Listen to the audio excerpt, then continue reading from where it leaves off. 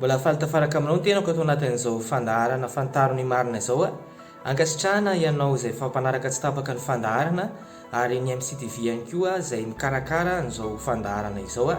Amin'ity an'io ity sika dia resaka lohahevitra anankiray vaovao dia hoe ahoana ny ahafantarana hoe voavonjy ny olona iray. Ahoana ny ahafantarana hoe voavonjy ny olona iray. Ny fahamarinan'ny tenin'Andriamanitra dia mampianatra antsika fa tsy ho voavonjy ny olona anankiray raha tsy ateraka indray, satria Jesosy tenany mihitsy no nanambara an'izany ao amin'ny Jaona 4:7 izy dia milaza hoe lazaiko aminao marina dia marina tokoa fa raha tsy ateraka indray ny olona dia tsy mahazo mahita ny fanjakan'Andriamanitra. Izany hoe ny fomba tokana izay ahafahan'ny olona anankiray ho voavonjy na hoe mandova fiainana mandrakizay dia amin'ny alalan'ny fahaterana indray na ny fahateram-baovao. Inona moa ny antsoina hoe ateraka indray? Ny antsoina hoe ateraka indray dia ny finoana sy ny fandraisana an' Jesosy ho tompo sy mpamonjy ny fiainana manokana, izay ny fomba ahaterahan'ny olona indray. Ao amin'ny Romanina 10:7 no manazava an'izay, izay milaza hoe satria raha manaiky an' Jesosy ho tompo mivavanao ianao ary mino amin'ny fonao fa Andriamanitra efa nanangana azy tamin'ny maty dia ho vonjena ianao. Fa amin'ny fo no inoana azahoana fahamarinana ary amin'ny vava no anekena azahoana fahonjena.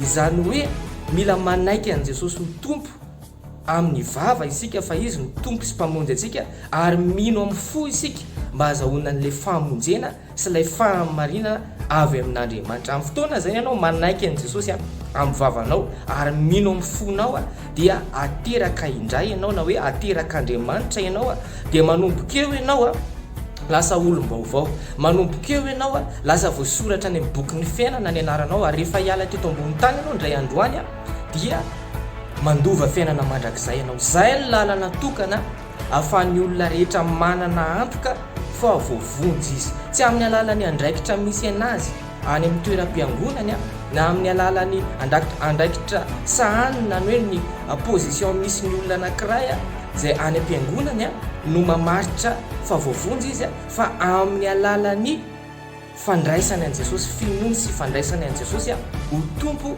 sy ho mpamonjy manokana ny fiainany no mamaritra ny olona anankiray fa voavonjy izy.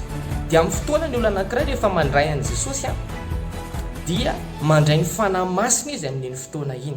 Ny fanahy masina dia tombo kase izay omen'Andriamanitra ny olona izay mandray an' Jesosy, ary ny fanahy masina dia tombo kase apetraka Andriamanitra amin'ny olona rehetra izay ho vonjena. Izany hoe ny olona rehetra izay voavonjy zany dia misy tombo kase amin'ny fanahy masina. Izay no ambaran'ny tenin'Andriamanitra any amin'ny Efesianina 2:7 ao aminy koa ianareo izy izy rehefa nino no nasiana tombo kase tamin'ny fanahy masina araka ny teny fikasana.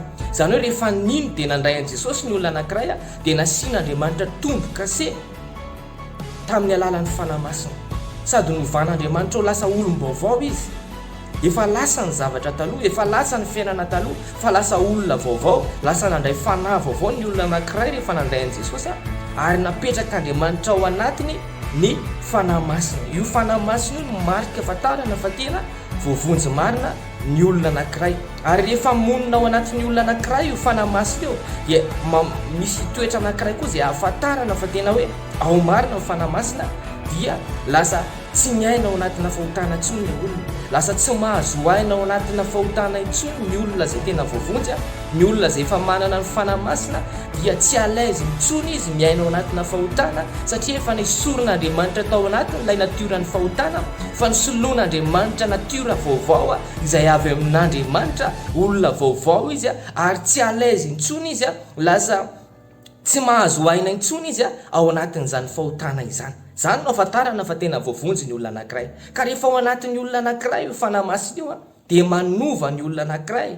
Rehefa ao anatin'ny olona anankiray io fanahy masina io dia io fanahy masina io no manomen'ny olona ny vokatry ny fanahy izay voalazany amin'ny Galatiana 5:5. Ny vokatry ny fanahy dia fitiavana, fifaliana, faharipo. Misy anankisivy izy ao manasanao mba hamaky ny Galatiana 5:5 manomboka amin'ny 2:20.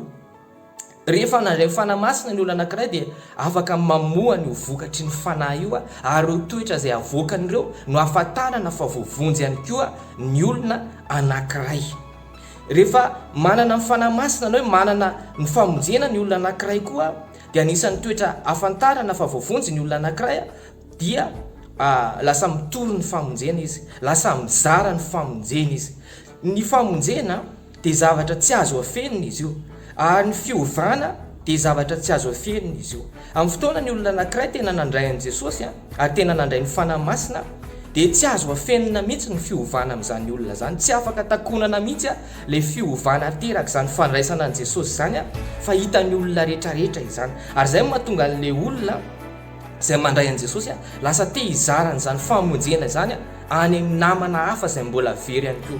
Misy tantarana vehivavy anankiray ao amin'ny Jaona toko 4 ao vehivavy anankiray Samaritana izay niona tamin'i Jesosy.